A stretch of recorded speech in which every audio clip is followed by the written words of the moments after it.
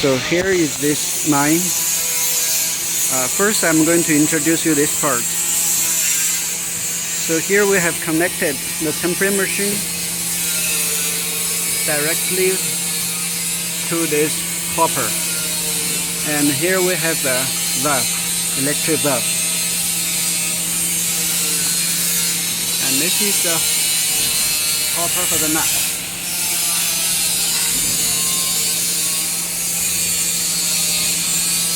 And here we have a sensor.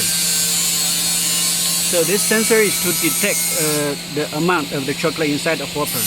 If there is no enough chocolate, this one will give signal to this part. So this part will open and the chocolate flows into the hopper.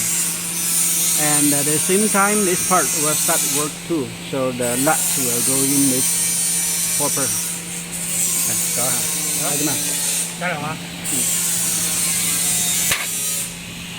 So when we start the machine, say the chocolate will go in and nuts will go in too.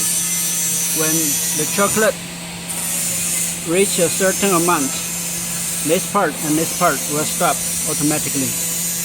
And when there is no enough chocolate, these two parts will start again. See, now there is enough, so they stop automatically.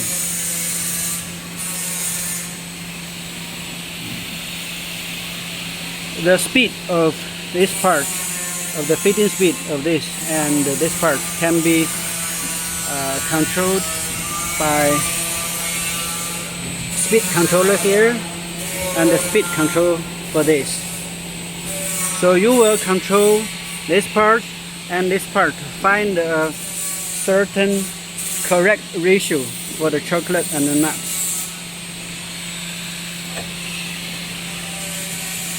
And there's a mixer inside.